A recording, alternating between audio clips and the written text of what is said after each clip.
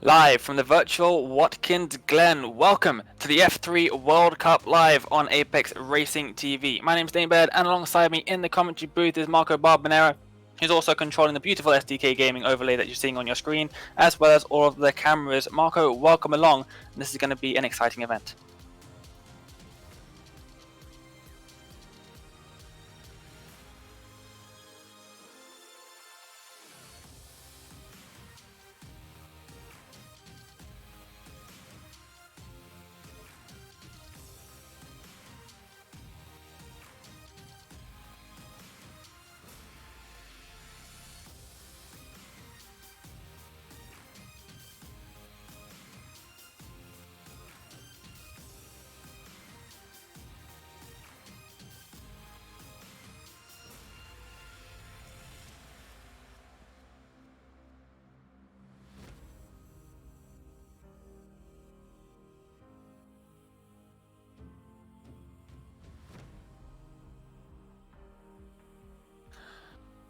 The F3 World Cup.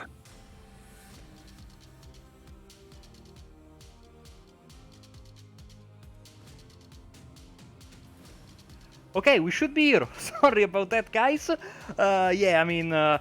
Exciting format this one. I remember being there for Spa last time around. That was team-based. This one is nations-based, which makes it, I think, even more exciting, Dane. There are teams from all over the world. They will be competing. The best 3 drivers from each nation will score for their nation, and at the end we will see, of course, the nation that scores the more points will win, and we will have series organizers Luca Varani, of course, jumping with us after the race. He's doing the live stewarding, of course. He will keep up to date with all the latest news from the racetrack and the classification updates, as we are right now in qualifying. As you can see, we are less than a minute away, Dane, from the end of qualifying. Seems like David Holland from the United States is leading the way. Yeah, the Texan leading his nation, doing them proud. A couple of his teammates just up ahead of him. So teams are based by nation, as you just explained. There are 17 different nations represented here tonight, and up to 4 drivers for each of them. Only the top 3 point finishers from each nation will be counted towards their nation's points total. To see a massive crash on the final corner, just in the background of that shot of Richard Wedstad in the number 22 car, also from the northwest of the United States. There are 2 United States teams, though. There's one representing the east and one representing the west. Where they make that divide, I am not sure, but we've got 8 American drivers in this round, and qualifying is just over. But because it's an open qualifying session, everyone that's on a lap gets to finish it, and it's very close, with the top 25 drivers only separated by 0.8 of a second. And this place, Austin. Okay, this is a trademark of me, calling my co-commentator with the wrong name. Dane, a track like Watkins Glen, as we've just seen Richard Wedstad take the shortcut, which is not allowed, I'm told. A track that really plays into a lot of open wheel racing. There's going to be a lot of close racing. These cars like to draft a lot, and this track provides plenty of opportunities, even with the chicane. The inner loop, as it should be called, I think is going to be fantastic. We have a massive amount of cars today. At the moment, we have 60 cars signed up for the event. The 61st driver in the race being the organizer and live steward, Luca Varani. There's a lot of drivers we know very well, just by scrolling through the grid. And as we know, as the final few drivers complete their last attempt at a good starting position, these drivers need to be super careful, of course. With such a massive amount of cars, Dane, and these open wheelers being so fragile, you really need to be careful. Especially with the unforgiving new damage model on these Dallara F317 cars. The F3 cars that were just struck by the iRacing curse and replaced with a new Dallara chassis for the 2020 season, or the 2019 season, actually, I think it was. But it's a great car, lots of fun, very popular on the iRacing service. And just looking at the points or the qualifying standings there, Greg Seitz just behind Holland by 1/1000th of a second. You know, to make you happy, I have the official word on the divide for the USA West and East. They had 8 drivers signed up for the race from the USA, and 4 drivers that were easternmost of the 8 were put into the East team. So, as you can see, a glimpse of the new iRacing light there. We have a massive grid, so let's go through it as quickly as possible. Maybe David like the Holland. first few of them.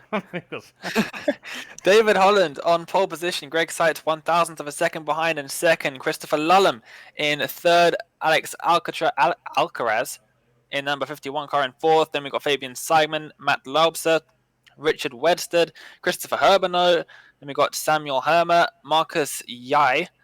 I'm going to butcher some of these names tonight. We've got David Toth, Flavio Davio.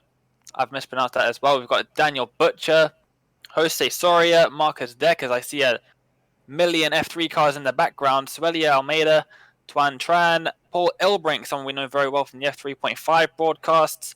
We've got Mark Alcaraz, Tom Wallstra in 20th for Dutchies Esports, representing Holland. Then we've got Ralph Benitez in 21st, Conor Wagner, Mitchell Green, Peter Zuber, Daniel Scott, Gonzaga in 26th, representing Brazil, Don Lee in 27th, Sonny Rosario in 28th, Igor Krisnik in 29th, and at the halfway point of the grid is Daniel Kranefuss in 30th.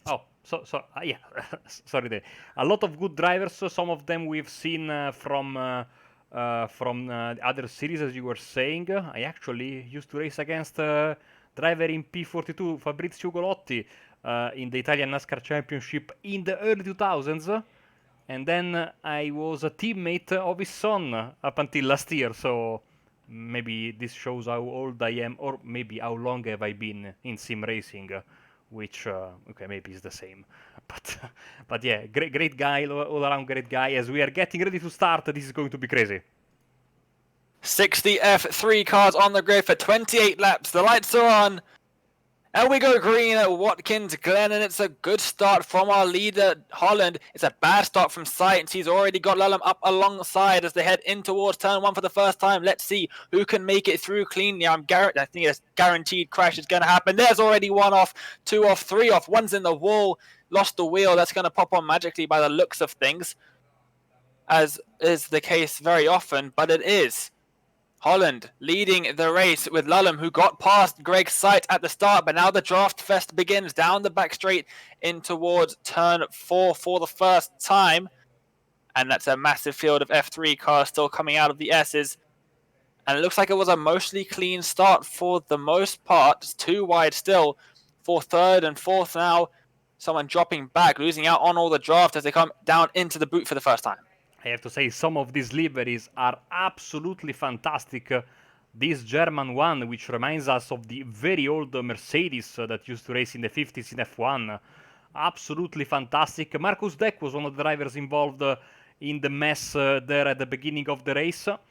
As we are heading to the completion of the first lap, and now the tricky part comes, in my opinion, because not this corner, but the next one, the left-hander, that brings us back into the old racetrack, the traditional racetrack.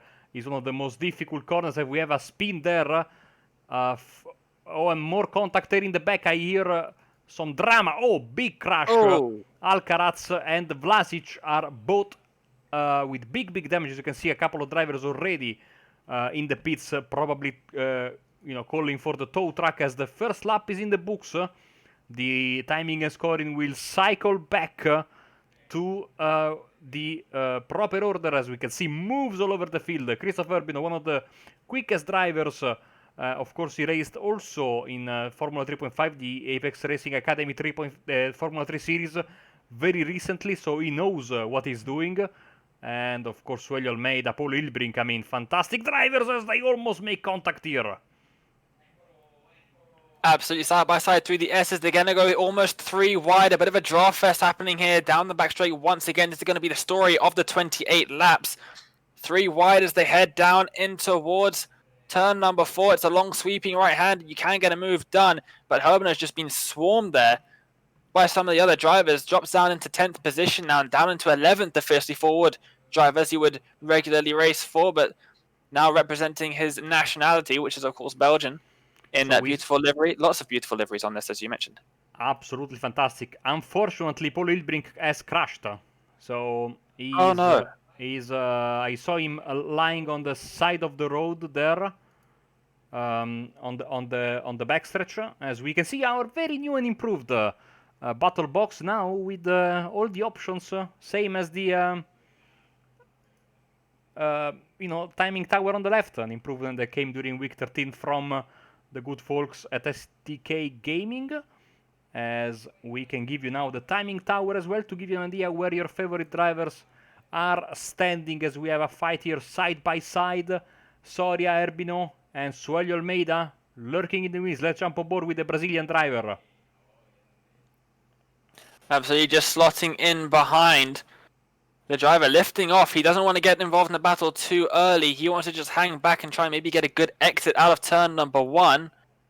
Everyone running very wide here. Obviously, no track limits until you reach the grass. So drivers extracting every inch of road that they can possibly use up the hill through the tight S's. Bottlenecks here, scene of many a pileup. And now the drafting will begin. You can see he's already got overspeed. They're going to go 3 wide down the back straight. And it is Almeida that's going to come out on top as they head in towards turn number 4. And it's his Brazilian teammate just behind. Who's that? Soria or Benitez even.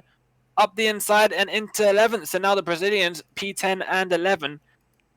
Great moves there. Absolutely fantastic stuff as we are heading into the boot once again. Oh, I see some overtakes. Oh, there's a car in the wall. Oh. Alcaraz from the Spanish driver. Yeah.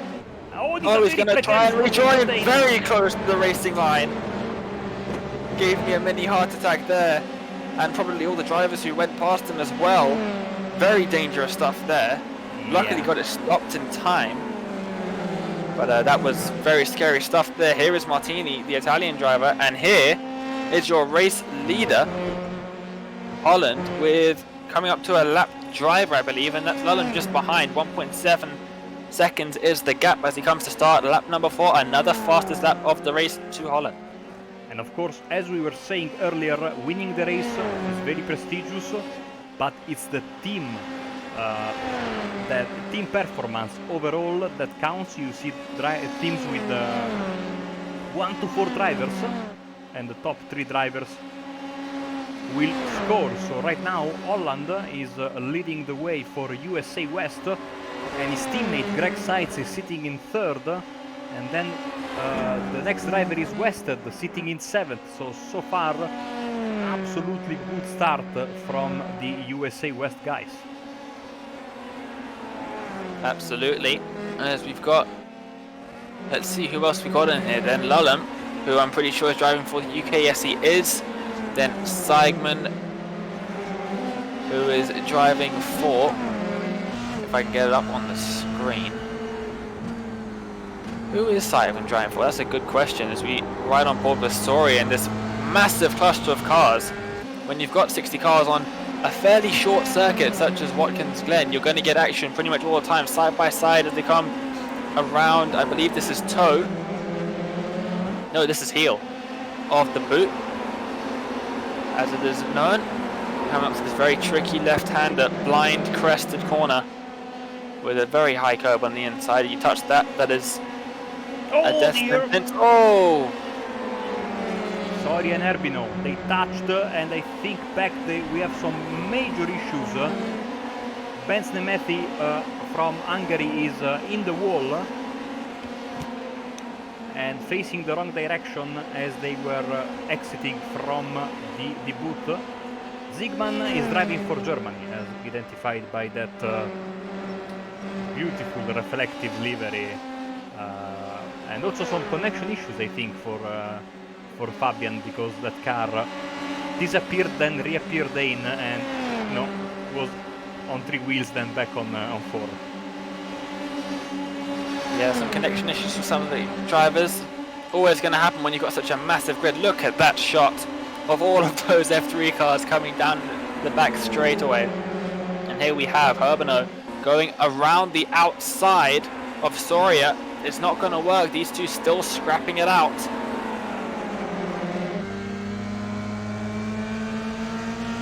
Oh, Mitchell Green in the wall for the USA East team. And there I go to a replay, even though its action is non-stop. Let's see what happened. It looks from the positioning that he's going to get a little bit of a punt. Let's see what happens. They come into the braking zone. Oh, it was netcode. At least on my screen, that was a good meter or so between the cars. They were not even close to touching, but sent him off into the wall, and that is very unlucky for him. Back with the leader of the race, whose gap has come down by about half a second in the last 2 laps since we last joined him. You can see there as he comes around to start lap number 6. The fastest lap of the race goes to Lulham, so definitely pushing hard to try and catch back up. Yeah, half a second almost gained. Couple of 1/10 in the previous lap, so yeah, that gap is coming down slowly but surely. And let me also give you a quick rundown of the conditions here on the racetrack, because I think it's very important to also keep that into consideration. And the weather right now, that track is hot, 100 degrees. These drivers are in for a tough ask, especially towards the end of this race. Absolutely. For those of you that don't work with freedom units, that's about 38 degrees Celsius. So that is a scorching hot circuit. And drivers definitely going to be struggling a lot with that one. Because after the track gets less grip you have, and on a bumpy circuit like Watkins Glen, without grip, it's very difficult, especially in the fairly high power and very light machine as the Dallara F3. You're riding on board with Hermo, looking behind at Wested in that USA West car. Currently, by our makeshift calculations, who are currently leading this race, the USA West team. And that is another little battle on the field. The field's starting to spread out just a little bit, but in groups, so we've still got action, but it's little pockets of action throughout the field. Wested almost binning the car there in the final corner. He has to lift. Here comes Ralph Benitez for the Brazilian team, and he gets the job done. By the way, for that contact in turn 1, there will be a penalty for the Germany team. So we saw Marcus Deck hit the wall there, but apparently maybe was the catalyst of all of that, the driver for Team Germany. And now Benitez having to defend. Look how close they are, almost bump drafting as they are heading for the carousel corner. Such a beautiful corner, especially when you take it without the inner loop. 100% better without the chicane. Depends on the car, but especially in these open wheelers, we've got a massive cluster of cars here coming down into the boot. Now heading down the hill towards Toe Corner. And here is a battle for the lead. Onto the grass. Two was on the grass as they come into the heel corner. Lulham looking down the inside. Holland saying absolutely not. You will stay there behind me as they come up out of the boot section now. Who's going to get the better exit? Sideways is Lulham with a lot of steering input, a lot of lock to try and get that going in a straight line. Almost flat out through this fast left-hander. Now coming down onto the final corner. Holland gives him some space, but takes the outside line, which is advantageous. Lulham's going to have some of the draft now. Look how close he is. Seitz is gaining on these two as well. They're going to have to watch in their mirrors, and Lulham's going to go down the inside into turn number 1. And Holland's going to watch out for his teammate now as he runs wide, side by side. The two USA West drivers up through the S as they go. This is going to allow Lulham to maybe extend a little bit of a lead, but these three are going to be very close to come down the back straight now. David Holland and Greg Seitz, both of them racing in the Apex Racing Academy F3 League that just finished. And now we go to the right. Is this wise, especially between teammates? They need to be careful because one small contact can wipe out both of them, if not all three of them. And the the British driver, Chris Lallam, wisely lifts as they enter the carousel, but this is not over just yet. As once again, trying for the American 1-2 there, almost touching, and then there's Fabian Ziegman there, blinking in and out, getting ever closer to this trio. Absolutely super close racing for the top three here, and Simon wants to join this battle. 3 wide once again in the boot section. You don't want to do this, guys. There's still 20 laps of the race to go. We're only on lap 8 here, and Lallam once again takes the lead with sights behind Holland, dropping back from the lead at the start of this lap down to 3rd, and Simon has now officially joined this battle in that Mercedes-inspired livery for the German team, and they're going to go round the final corner again. And who's that? That's Dantas, the Brazilian, dropping down the order. Looks like he's hit that barrier rear first, and he doesn't look like he's got too much damage from what I could see there. We'll have a look and see what happened. Oh, he just makes a move up the inside. Oh, it looks like he just lost it on his own and then gets collected from behind. But he didn't hit the wall very hard. If he didn't get too much damage from the original contact, he might be okay there. I don't think he retired. I think he was just waiting for everyone to go past. But meanwhile, the battle for the lead is still very much on. Sights overtaking Lallam as they go down the back straight, already down in towards 14. Sights around the outside of Lallam. Oh, so close as they come down towards the boot section again. A little bit loose is Lallam as he still regains the lead around the outside now as they come down onto the boot section. Holland just behind, Simon just behind him, still side by side between Lallam and Sights, and finally Sights drops back into 2nd position, but he's got a better exit now. He's going to look to the inside, and Simon spins around. Germany carries around. So lucky not to end up back on the racing line. He almost did get collected by the drivers behind, but that sent him all the way back now to 11th from 4th, and that allows Toth to go up into 4th, the Hungarian driver, and Lallam regains the lead once again. Sights and Holland still very much on his tail, but now there's a bit of a gap now, 2.5 seconds between Holland and Toth. As Sights runs a little bit wide, they gets him off track, and on the grass is Almeida trying to get past Toth, trying to get as much of a run as possible down this main straight. Almeida with a great start to the great opening 10 laps to this race, making up a lot of positions. Absolutely, absolutely one of the masters of these open wheelers in iRacing, and now he's putting some incredible pressure on David Toth in front of him. There comes the draft up through the S seats. He's going to look to the outside, given no choice by Toth. Almeida now side by side, heading down towards turn 4. He's done a lot for the McLaren MP430 community as well, since they rejoined the IGPS. Well, they're going to for the next season. He's doing a lot of coaching and data packs and stuff like that. But still side by side between Sights and Lallam. A big squeeze by Sights, squeezing to the outside as much as possible. He regains the lead. The lead is switching back and forth. Now it's with Sights. Now it's with Lallam. Back with Sights as Krasnick has retired from the race in number 33 car, but will stick with the leaders for now. Sights once again getting the better exit side by side with Lallam. We can see his teammate just behind. He drops back into 2nd place. I don't think this battle's going to let up anytime soon.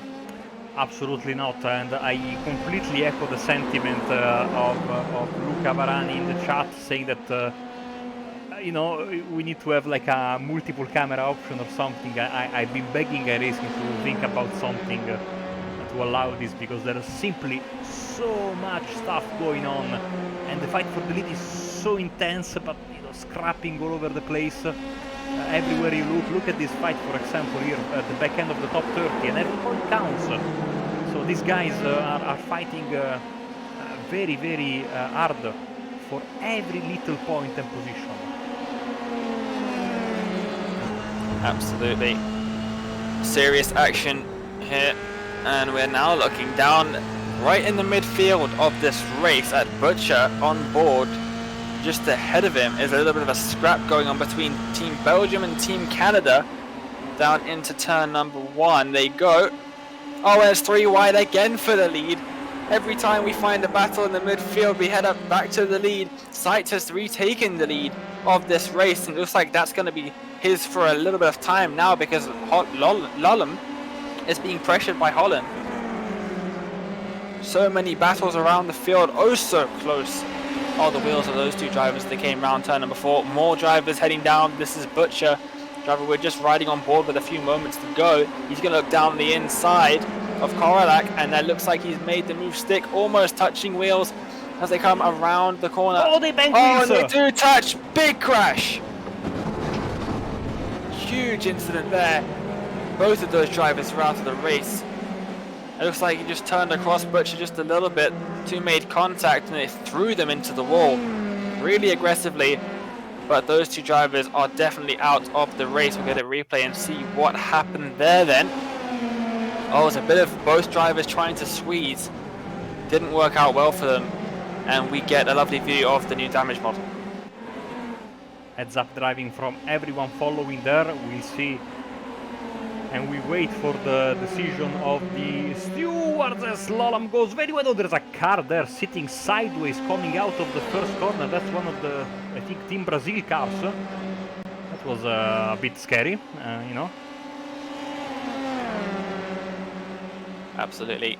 Still, these three drivers battle it out. What we're hearing from race control is that it seems like USA West are leading. They're the only team with 3 cars in the top 10 as of now. Remember, it's only the top 3 cars that count for points. So they've got Wested, Sykes and Holland as Lallem has regained the lead again. So these 3 drivers swapping places all the time. Let's have a look back and look at Wested. He's going to make a move on. Sorry, I know he's not. These 3 drivers also having a battle for 8th, 9th and 10th. Siegman just a little bit behind, but he's getting pressured by Christopher Herben, the Team Belgium driver, and it's 3 wide once again, almost 4 as they come through turn 4 further back at the halfway point of the field. A little bit of smoke further on, but a really exciting race. We definitely do need multiple camera angles for this race if we want to capture all of the action. It's like a couple of drivers having slowdowns. Look at that cluster. This is absolutely amazing, as we see a couple of Italian cars plus Ramon Pineiro and Canadian car of Adam Talsma and Don Lee as they head for the end of this tricky boot section. There's contact and around goes the Swedish car and one of the Italian cars as well. Unfortunate stuff there. It doesn't look like there's any damage to the Italian car. A bit of a rear contact, and it looks like they'll be on their way. Ugolotti there with maybe a little bit of damage, but nothing race ending. Lallem still out leading, but here is Toth in the Hungarian car looking around the outside of Almeida, but Almeida has the draft up ahead of a lapped car, and he's going to keep hold of that 4th position, using that traffic to his advantage. Word from race control that Canada has now got a -1 point penalty for that collision between the 2 drivers that we saw earlier just coming onto the boot, and they didn't get a black flag because the car was out anyway. As we are heading into, well, towards the midway point of the race. I love these races with an even number of laps so I can make the calculation in my head. Yes, I'm that bad with maths. And that's why I'm really grateful that we have some live points updates from race control. As you know, of course, Dane, you have seen my Tigo F3, my points calculation skills. Me and Austin's this morning during the real life F3 event. We were a bit lost as we are heading. Oh, look at that! Almeida slightly clipping the grass there, very brave. I think they need to sort something out, Almeida and Toth, because I know they have the speed and maybe go and grab a shot at the podium. They are not that far away. Let's see Holland and Almeida, if Almeida can close the gap in this lap and maybe try and crawl back as we now officially officially are at the halfway mark of the race. A black flag for Spain for crashing out the Swedish and Italy cars, as we were seeing there live. Thankfully, we are getting most of the drama as it happens with the live shots, because going to the replays in this situation is the last thing I want to do. Oh, lapped car. Very close as Toth regains 4th position from Almeida, but they're still battling up through the boot. And there are 2 more drivers, very loose is Seigman. And that's going to cost him because Gonzaga is now up the end, around the outside of him actually, as they come up through the toe section. Christopher Herbano currently in 11th position. And Lullum looks like he's gapped sights now. He's got a 0.5 second advantage there at the top. Yes, half a second and then 8/10 over Holland. But USA West looking absolutely good right now in the point standings. I'm guessing Sigman has, with his half spin earlier, or complete spin I would say, maybe ruining his tires a bit. And now of course sitting in P13 too bad, because I think he had the pace for a possible fight for the podium. And confirmation of what you were saying, here is the gap visually, you can see getting bigger and bigger. The 2 American guys, I think, 2 USA West drivers will work it out. And they would make our colleague, and also in the chat, Austin, had very happy this morning. He was getting ready to celebrate Logan Sargent winning the F3 title. That didn't go to plan. I know he lives in Texas, so I would say honorary West for him. So at least it looks like one of the USA teams is on course to make him happy, even though you have to be careful, because every team, every driver he roots for crashes out or retires. So, fingers crossed if you root for the USA West team. Giving the commentator's curse to the commentator's curse here on Apex Racing TV, as got this battle once again. Seitz has let Holland go, and Holland has caught right back up to Lund. So Holland obviously biding his time, saving his tyres, and has now got a bit of a pace advantage, sliding out of that final corner of the boot, rejoining the cup layout. But a very, very close battle here at the top. There is no pit stop required in this race. I was wondering how far they'd be able to go on fuel, because I'm not too sure how big the fuel tank is in these F3 cars, but are they going to make the 28 laps? Good point. I think they will. Maybe. So we'll see. I think they should be able to make it, considering that the official races are around half an hour more or less. We'll see. I think the drivers made their calculations beforehand, as once again Hungary versus Brazil. You know what this reminds me of? And I was watching some videos yesterday. The Legend of A1GP. I mean, that series was something else. And this, I would subscribe for something like this, but on a weekly basis as a league, Well, we'll be having a chat to the race organisers. Maybe we can bring that up and see what they have to say about it. But this is definitely some great action live coming to you all. 90 viewers are watching this race. Thank you all for choosing to spend your Sunday evening with us.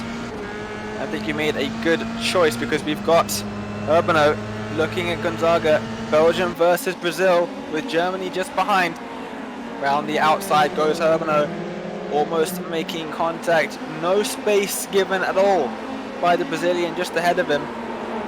And he's going to have to wait a little bit longer. But Seigman now, he's not going to wait, he's going to go.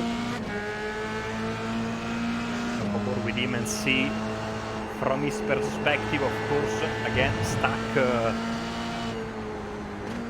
Earlier I said that a fight for P30 was the back of the pack, but you corrected me straight away, saying that no, it's the mid pack. And so, Sigman is in P13. Of course, he was a bit higher, but still towards the pointy end of the field. Oh, he's dear. very wide ahead. Up over the grass. That's going to give him a massive pace disadvantage. He's going to drop back. And he's going to get taken there by Tran as well. Tran in the number 63 car. I think that's Team Holland. I would assume it's Team Holland by the bright orange livery there. Round the outside. He's got the draft advantage. Look how quickly he's just overtaken Gonzaga there. And Herbiner under big pressure. They're going to go 3 wide, Sleeping tucks in, seeing the move by Tran. Up the inside he goes. Still side by side on the exits. We've seen so many times Herbiner having to defend from 2 drivers at once, both defending from each other, and Gonzaga behind. Really tricky situation for all of these drivers, making contact almost on the grass. Is Tran still side by side with Siegmann. Christopher Herbiner using this opportunity to build a bit of a gap. Very sideways is Tran. That's going to allow both drivers behind them to make a move 3 wide as they come through the boot once again. It doesn't stop. It just won't stop. Tran, of course, absolute legend of the Skid Barber Iron Racing. Has been for many years at the forefront. I think still is of that car. I've been told that Russia and Australia liveries are inspired by the A1GP livery, so it's absolutely great. Oh dear. Who's binned it on the entry of pit lane?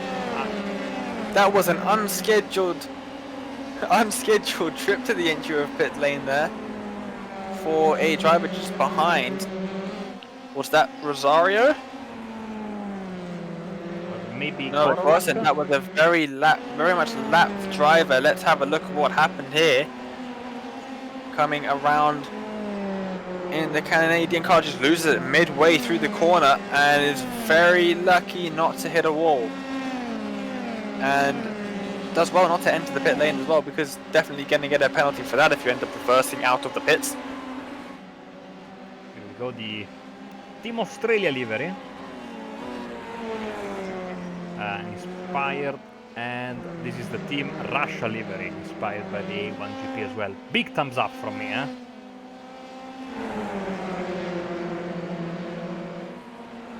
As we cut to these drivers here in 21st, 22nd and 23rd. That looks like Team France potentially. And we've got a lot of drivers here in the midfield. We're actually in the top third of the field here. It's such a massive field here. Even sitting in 20th position is not a poor job at all. Half an hour in there, lap 19 of 28. So 9 laps, or 10 laps left to go in this race. And Lalem has got a little bit of a gap to sight now. 1.5 seconds. Holland has dropped back to third, but it's still looking good for USA West. That's the beautiful Team Croatia livery. Daniel Scott. Absolutely fantastic. In front of him is one of the other cars for Team Hungary there. As we go back to the front, and once again, familiar sights in Holland, and back Almeida and Todd swapping. And if Almeida could just get a little bit of help from Ralph Benitez there, sitting in third in this pack and in 6th overall. And also we have Gonzaga 3 wider, Bino goes a bit wider, maybe a smidgen of contact there, and so he has to lift out of it, but Gonzaga and Siegmann up to P11 right now.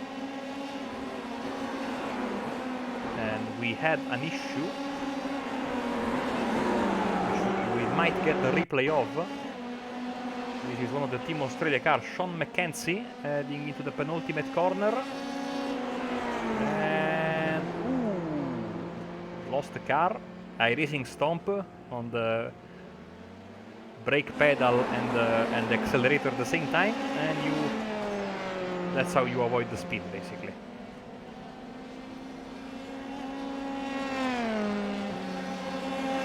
Very fortunate to keep hold of that one. As many of us know, once you get these new tyre model tyres on the grass, you are not saving that car. That car is...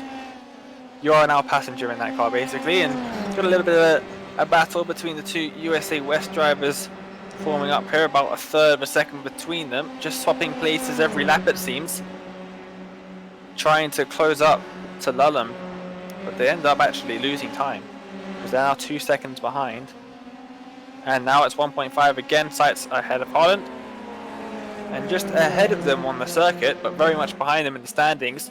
In the bottom half of the standings, we've got some drivers who are yet to be lapped. They're doing a good job keeping themselves on the lead lap after 20 laps, and they're having a little bit of a battle for the final positions. Yeah, we've got a lot of drivers in the pits as well, whilst Volstra's in the pits. These are the last two cars on the lead lap. Tom Wolstra there for the Netherlands. You are absolutely correct. I think he unfortunately had an issue somewhere. I saw his name disappear. And here we go, and he loses the car. No. And backs it into the wall and breaks the rear wing. And unfortunately that is some massive damage. Clemens Kunzengruber here, leading the way in front of Jon Kokko. The fight for 30th and 31st, and it gives us the chance to see also a livery that we haven't seen today yet, the Austria livery, with Clemens Kunzengruber and Philip Lucas in the race. Absolutely amazing, these liveries. Also the Sweden one is absolutely great. Reminds me of the Sauber from a few years ago. And Marcus Ericsson was driving there, and Felipe Nasr. They were teammates, if I'm not mistaken. Well, they're doing that livery proud, aren't they? Mm-hmm. Sitting down in 20th position. I mean,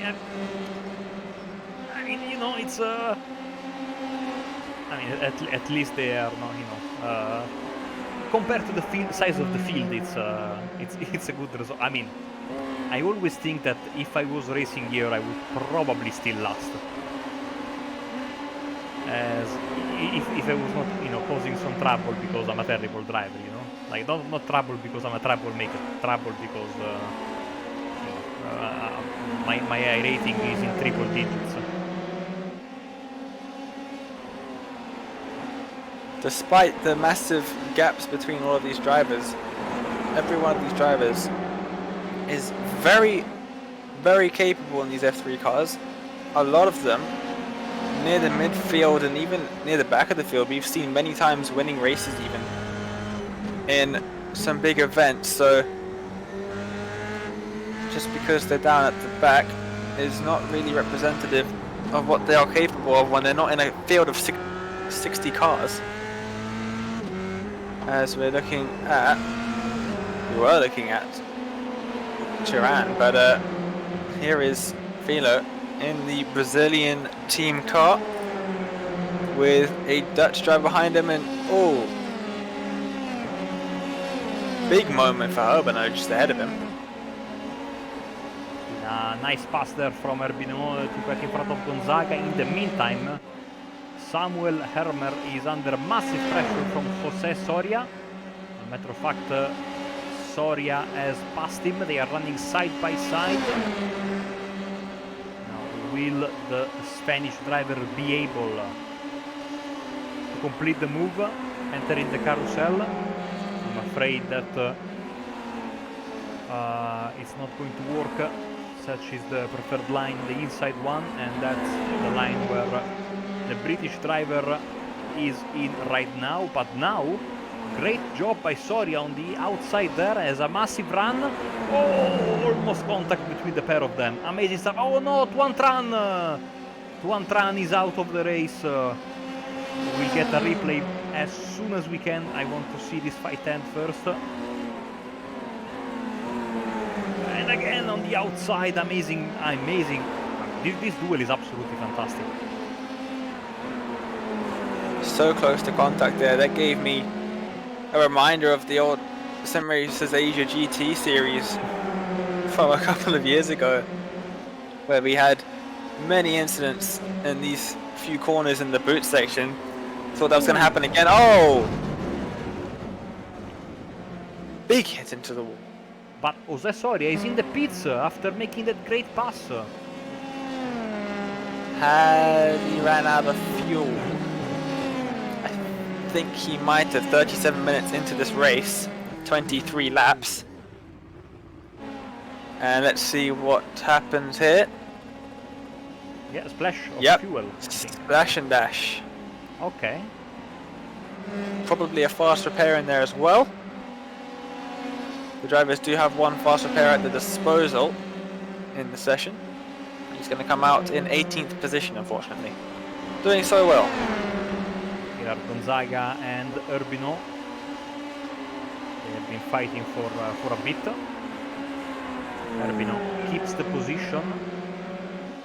Quick update on the front of the field where our leader Christopher Lallam has pulled away, as you will see now in the lap time comparison. Well, lap times have been more or less similar, but that lap 19 jumps pretty quickly as Greg Seitz puts a couple of wheels on the grass, but I want to see Holland and Almeida. And Almeida has been gaining steadily in 4 of the last 5 laps, despite being in a constant fight.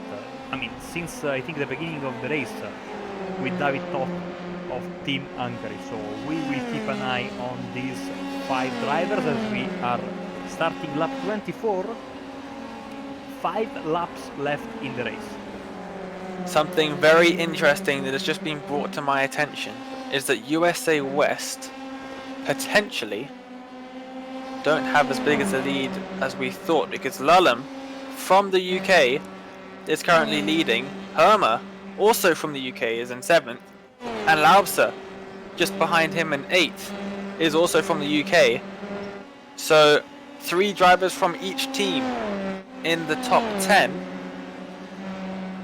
1st, 7th and 8th for the UK, and 2nd, 3rd and 9th for the USA West. So a couple of mistakes away from the UK taking the win here. We will have to wait for confirmation after the race, of course, as to which team took the overall win.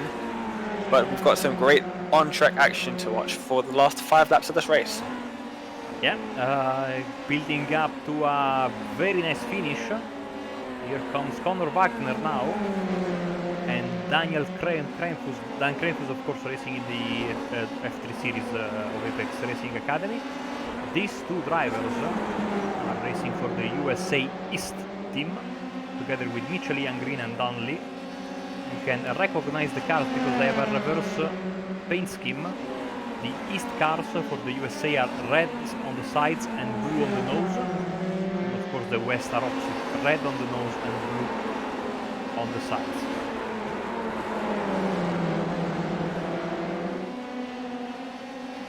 The USA guys like to stick together, it seems, as we've got Lee here all the way down 27th position. If I'm not mistaken, this is USA East. I should know this, you've just explained deliveries. Yes, it is. Yes. USA East, with Ugolotti and Alcaraz just ahead and behind. These 2 drivers caught up in that incident a few laps to go. Ugolotti, Italian driver, spun around at that very corner that we just saw. And just standings as of a few minutes ago, we've just been given USA West leading with 455. The UK have 435. So 20 points separating the 2 top teams. Brazil is currently sitting in 3rd with 380, and then it's Belgium with 224. But at the top, only 20 points separating them. I don't know the point system that they're using. It's obviously got to be a big one to cover 60 cars. But a couple of positions, that looks like, and it could be turned on its head. Yes, Brazil missing, of course, a possible contribution from Sueli Almeida there, and Flavio. Sorry, from Flavio Dantas, not Sueli Almeida. We are watching a team right now. So 5th, 6th, and 11th. Gonzaga, if he can get a couple more positions, he could really help his nation's cause. But the clock is ticking as we have a car that's sideways. I think that is one of the Team Australia. Yeah, Sean McKenzie with a half spin, and into the pits.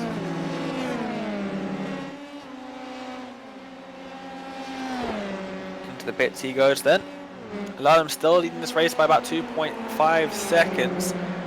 Here's another battle in this 60 car field with Zuber for Team Hungary. The Belgian of Van der Rijt just ahead of him. Look at Soria with the fresh tire, so not fresh tire, sorry. Just clean air, getting the fastest lap of the race. He didn't change tires.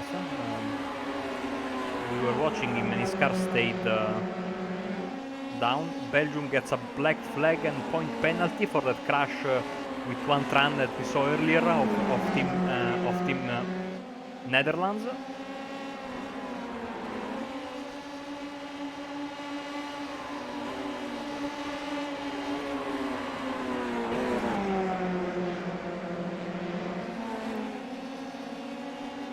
Side by side between Zuba and Van der Rijt of Team Belgium there, fighting for the back end of the top 20. Fighting for the back end of his car as well. Very loose on exit there. It looks like the point system only covers the top 20, so they are fighting for points here. They are fighting for the last of the points, as Almeida takes the fastest lap of the race, a 1:39.7. Very consistent times here from the guys at the front. Yeah, pushing, saving the best for last is drivers, but still Almeida under massive pressure from David Toth, who's just sitting behind him. Oh, look at that, basically sitting on his rear wing, getting a bit of draft from a Brazilian teammate there, is Suelio. And into the carousel once again.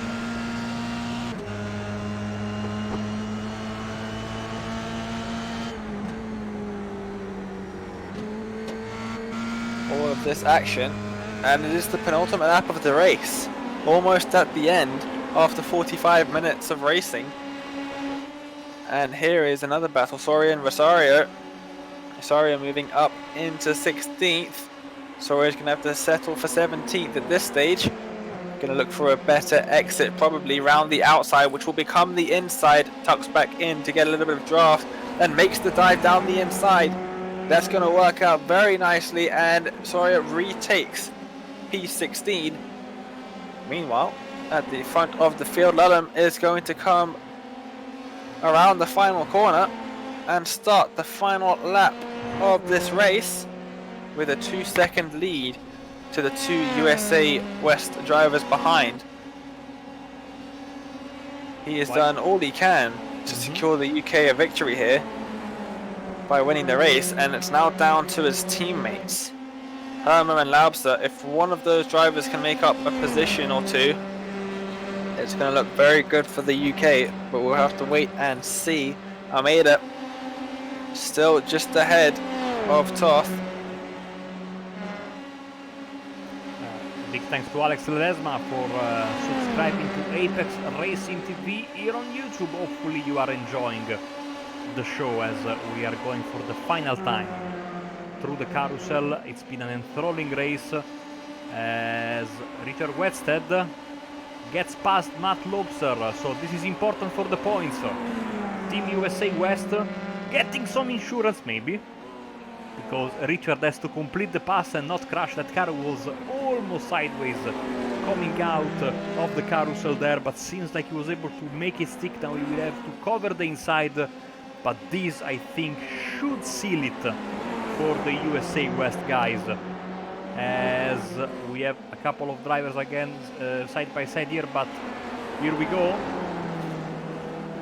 for the race leader Christopher Lalem and Team UK to bring home at least the race victory, but seems like Team America West will bring home the title. It looks like it. 10 points separating them before that move. That's just given them some insurance, but it is the UK driver of Lalem who will take the win. But it is the USA West team that looks... Oh no, it's not. Laubser's got back ahead on the final corner. I don't think that's going to be enough. It's going to be a drag race to the line. Who's gonna take it? It looks like it was Laubser. Yes, it was. By 0.000 of a second. That was a dead heat at the line between the two drivers there. They're the two USA East drivers. I think USA West have just done that by 10 points. But that last lap move by Laubser could have just had a massive role to play in the overall standings. Lolland does win though, with Seitz and Holland in second and third. Almeida finishes in fourth, Toth in fifth. We've got Benitez, Hermer and Laubser, the two UK drivers. Wedsted, the third finishing USA West driver. We can see the rest of the drivers finishing now. The final drivers on the lead lap of this race. But Marco, what a race. That was absolutely amazing. Tons of fun to be had, and these drivers absolutely fantastic. Also, let me give a camera shot to Lionel Duprat. Someone wanted to see him earlier in the race. He was sitting all alone. Driver for Team France, there he is on the parade lap, having some fun. Hopefully his fans were happy. And you can see parading all these beautiful cars. Someone crawling as we have some donuts. Look at the Brazilian drivers here, getting into formation. Fantastic stuff. And we wait for unofficial confirmation, which is here. The USA West wins with 455 points, Dane. UK second with 445. So, unofficially, USA West beats UK and Brazil will finish in third place as we wait for more. But before that, let's get a look, I would say, at the drivers themselves and see how they finished in the race. Of course, a team event, but the drivers did play a massive role. Christopher Lullum winning the race by 2.7 seconds. He didn't have it easy. He had to battle very hard with Seitz and Holland for that one, but in the end, he did take the win in that 42 machine. Greg Seitz and David Holland finishing second and third, separated by half a tenth of a second. Then we've got Suelio Almeida, the Brazilian, finishing in fourth. Hungarian David Toth in fifth position. And we've got Ralph Benitez, Samuel Hermer, and Matt Laubser, the two UK drivers. And we've got another USA West driver of Richard Wedsted, the German of Fabian Seigman, and then Gonzaga, the Brazilian. And we've got Daniel Cranefuss, Conor Wagner, Marcus Jai, Soria, the Spaniard, finishing up in 15th. Alexander Wren in 16th. Then we've got Rosario and Skok in 17th and 18th. Van der Rijt in 19th, with Peter Zuber rounding out the top 20 drivers. Then we've got Gabanica, Trapp, Talsma, Christopher Herbano down in 24th. He was running all the way up in 12th at one point, finishing down in 24th at the end there. Alcaraz in 25th, Duprat in 26th for the American team. Ugolotti in 27th, Don Lee in 28th, Lehman in 29th, and Punzengruber in 30th, rounding out the halfway point of the standings. 60 cars at Watkins Glen was absolute mayhem. Absolutely, and as we see the rest of the results scrolling on your screen right now, I think we have our official envoy for the USA West team waiting for us in the interview waiting room, and I think we can bring him up into the commentary box. Dane standing with Greg Seitz, I think. Absolutely, the highest finishing driver for the USA West team, who are unofficially the champions of this event. Greg, welcome to the booth. Yeah, thanks. Woohoo!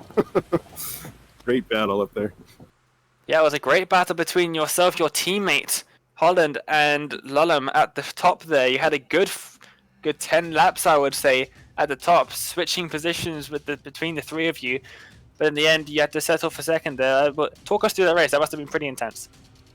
Yeah, it was very intense. The early part of the race, we decided to kind of go for it because, just to see how things fell out. And then Chris seemed to want to fight all the time, so I wanted to fight all the time. So we kept pushing, and after a while, I was getting a little worried. We had a lot of close calls, so I thought I might end up on the losing end of that if I stayed with it too long. So I decided to kind of back out and just tuck in behind him for a little while, and then David and I played the strategy game and tried to just stay with him. And we both, I think, made a couple little tiny mistakes that were enough to let Chris break the draft. And after that, it was really just kind of keeping the guys behind us at bay.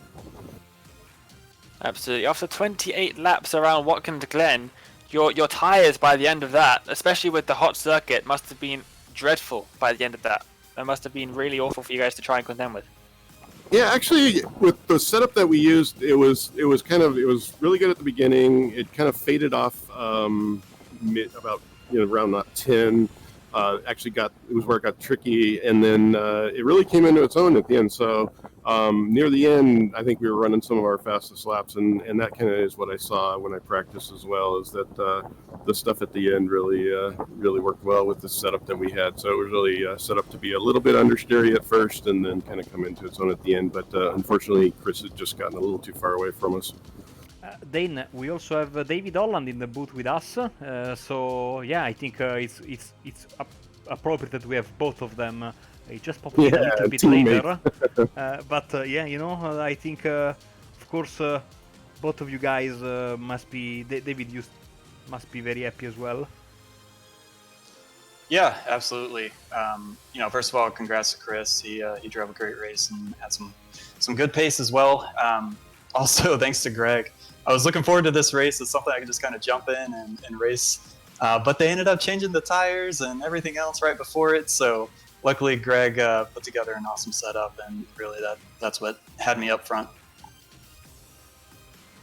Oh, you guys representing USA West, who are still unofficially, but I don't think much is going to change because you guys were racing very clean up at the front. But just by 10 points, you guys had 455 points.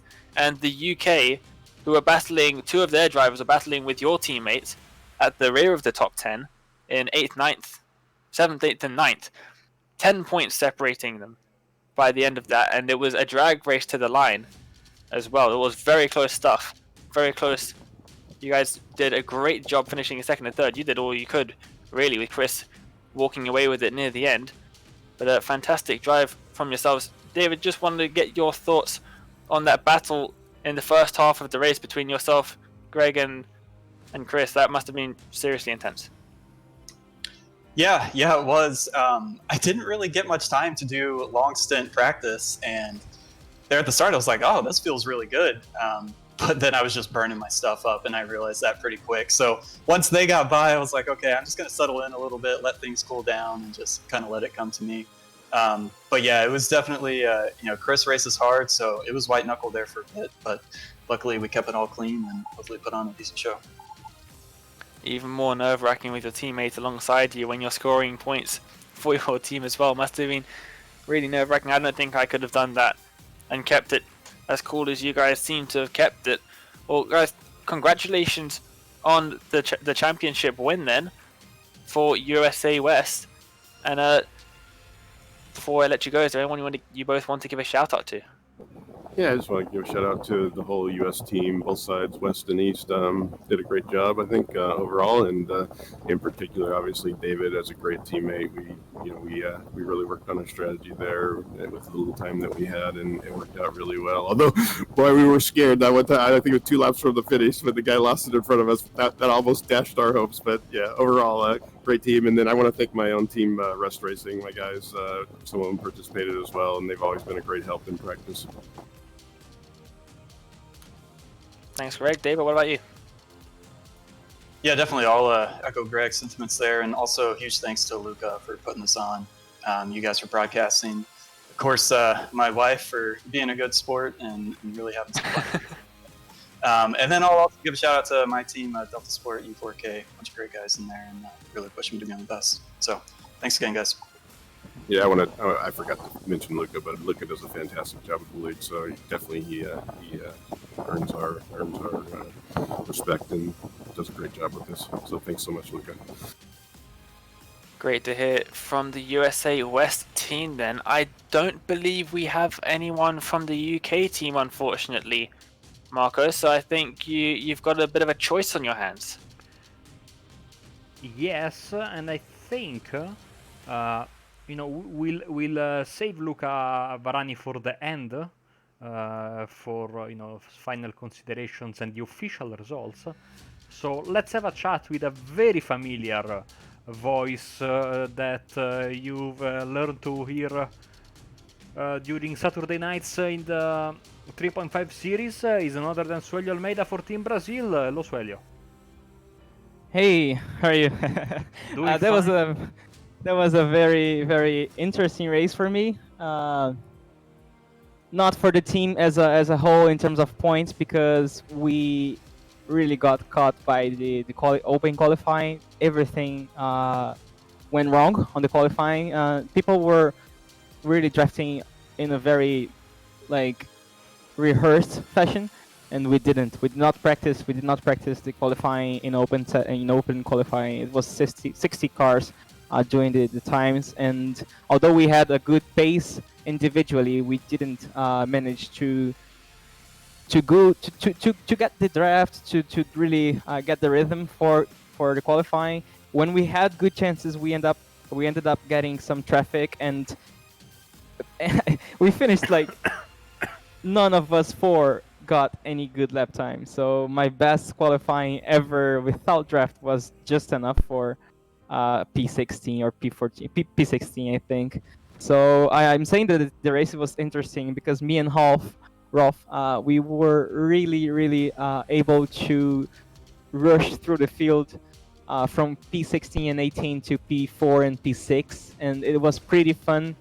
During the action, we were really overtaking many people at the same time, so it was pretty intense. At the end of the race, I saw that David and Greg and Chris were really fighting a lot, so it was my chance to catch them.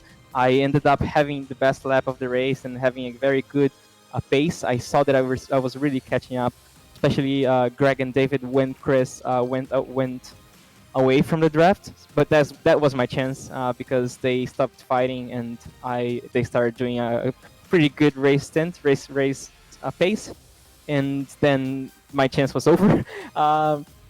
So if the race had 10 more laps or 5 to 10 more laps, I would have the chance to fight for P3 and 2, but that did not happen. Anyways, I'm really happy with my pace. It seems like I really clicked with the new update, the tire update, and yeah, really happy with the practice. I want to say thank you to my Brazil team, Luizinho Gonzaga, Ralph Benitez, Flávio Dantas. You guys are amazing. We're always there fighting in the top splits every week during the official races. And yeah, that's it. Thank you. Thanks a lot, man. Congratulations, and hopefully we'll catch you on Saturdays from next week again. Thanks. That was Suelio Almeida. And finally, last but not least, Dane is standing by with race and series organizer Luca Varani.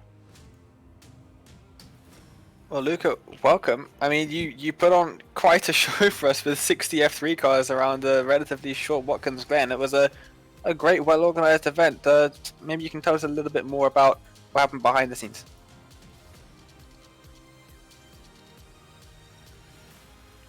We can see Luca's microphone lighting up, but we cannot hear his voice. So, just hoping for him to sort out the issue. As we lost him. Oh dear.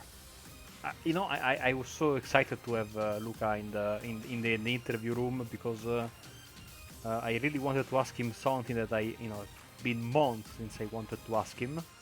Hopefully he comes back, Dane. But whilst we wait for him, he is back. Let's try again. Nope, still not working, unfortunately. I don't know if you can hear Luca. No, I can't. I can see his microphone is activating, but I can't hear anything at all, unfortunately. I think something you said at the beginning of the broadcast, Marco, is come true. The broadcast is cursed. Yeah. I mean, you say, you know, compared to last time at Spa, it was a bit better, thankfully. So, but yeah, I mean, great fun, cannot wait for the next one of these. Hopefully, we are lucky enough to do this again in this time 13 weeks, not 14. Been an extra long wait this time, due to the extended iRacing season. Let's try again if Luca can hear us. Can you guys hear me? Yes, okay. Thank you. Sorry for the technical problems. Don't worry. Before I leave you to Dane for the interview, I wanted to ask you about this for months. Are you the same Luca Varani that used to organize championships on Grand Prix Legends 20 years ago? Yes, that's me. We started in 1998. I'm not a young guy. Yes. Okay. So yeah, I you know, the fact that I remember it is everything you need to know about me. So yeah, I think I wasn't even born then. So our race, the IGP Fan League, has been running uninterruptedly since 2003, and it runs every Sunday. If anybody wants to join, we are very happy to have you. Well, now that we can hear you, Luca, we can get on with this interview then. And yeah, it was a fantastic event. It seemed to be very well organized with live stewarding, and we had live points updates when we needed them. It was a really fun event to broadcast. It must have been a fun one to organize as well. Thank you, guys. And you did a wonderful broadcast, both camera work and the commentary. It was great. I was connected to YouTube and listening to you. Thank you very much. And thanks, of course, to all the drivers. They put on a very nice show. Organization was, it took away quite a bit of time. I'm not denying it, but I hope it was worth it. It looked like a great race. I hope the spectators enjoyed it. Judging from the live chat on our YouTube broadcast, it seemed that there were a lot of people in the chat enjoying it. A lot of the viewers were responding to the race very positively. A lot of good racing that we saw. I think that's kind of inevitable when you stick 60 F3 cars at Watkins Glen. There is going to always be action somewhere on the circuit, and we saw that sometimes too much action to keep up with at times, with so many battles going on at the same time. Yeah, that's part of the fun. But anyway, the results still unofficial in case there is any protest, but we don't think so. So USA West won the race with 455 points. UK was second, 445, so it was a very close battle. And Brazil was third with 385. This is sort of final. And about the closing battles, the race was actually quite clean. I mean, we have to keep in mind that we had 60 cars in a 100-second track, so something is bound to happen. But the start was okay, and racing was great and fair from what we saw. Absolutely. And live stewarding as well, that must have been a hassle to keep up with all of the cars on the circuit. It must have been very difficult to keep track of everything going on at the track. Yeah, let me thank Juan Gonzalez from Spain. He helped a lot with designing some liveries, helping the organization, and being a live marshal. He was taking care of the point scoring, by the way. And Frank Munze from Belgium, he was helping with live marshalling as well. And you said in the YouTube chat that this sort of fun event happens at every week 13. This season, obviously, it's week 14. But next season, what do you have lined up for everyone? Correct. So the rotation is next season, end of next season, we have an individual drivers charity event. That's the Formula Giving Race for Himala. We typically raise about 3,000 euros for charity. iRacing give us $1,000 to give out in prizes. Eisenfeld Engineering, we should thank them. They've been sponsoring us for a while. They give us a set of Sync Sprint pedals for as a prize. VRS give us usually 600 euros going out to the drivers. So thanks a lot to all our sponsors. It's very much appreciated. And if you want to race in next week 14 Big Rig event, you're welcome to. So this is for next season. Then into season times, we have the Formula 3 King Cup. We had a race a couple of seasons ago. You broadcasted it.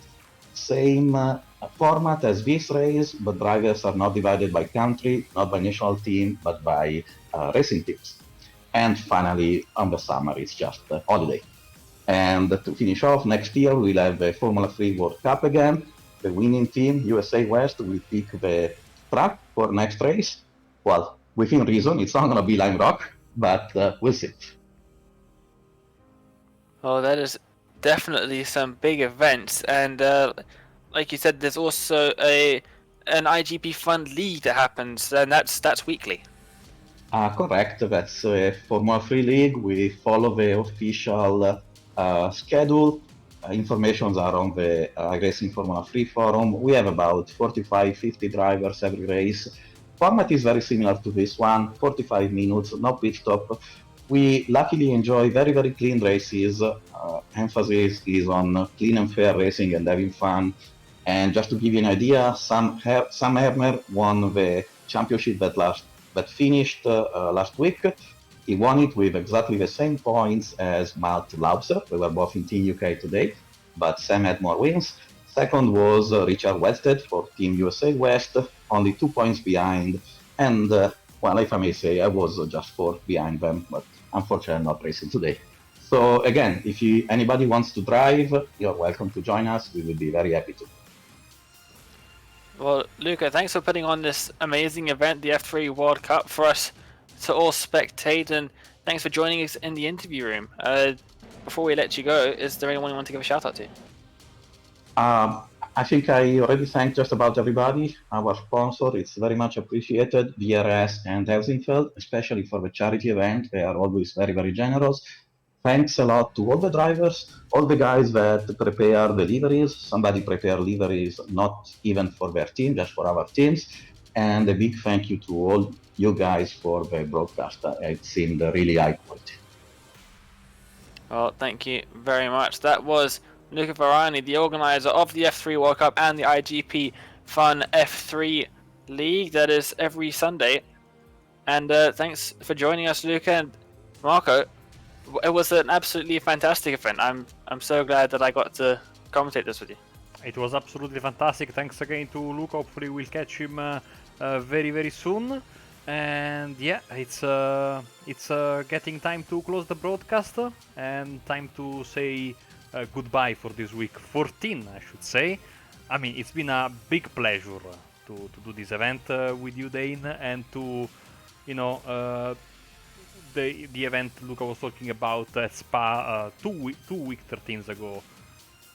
iRacing C-bar issues where the, you know, the where the I got a private message from Luca which I can't say out loud, but you know, it's this. I'm very glad that I really wanted to do this event because I was doing that event as well, and iRacing issues really prevented us from doing good work, and thankfully everything went smooth today apart from the first couple of minutes because as per usual, you know, when you think everything is under control, is never. But we got the race.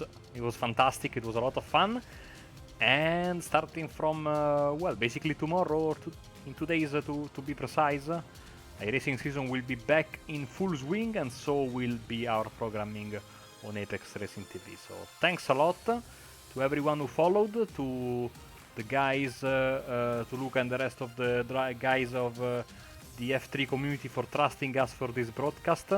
And yeah, Dane, I leave the microphone to you for the final words. Well, I really enjoyed this event. It was great to see so much action here on Apex Racing TV. It's been a bit of a quiet week. It always is at the end of the season, week 13 or week 14 this season. Obviously 2020 season 3 was a leap season, so the dates would match up nicely on the iRacing calendar. But from 2 days time, like Marco has just said, we're back to regular running, lots of action next season on Apex Racing TV. Do give us a subscribe if you want to see more sim racing action. We've got a lot of stuff coming up in the next few weeks and over the next season. But from myself, Damebed, and Marco Barbanera, who was alongside me for the duration of this broadcast, and everyone else at Apex Racing TV, I want to wish you a good night and happy racing for the rest of Season 3, Week 14.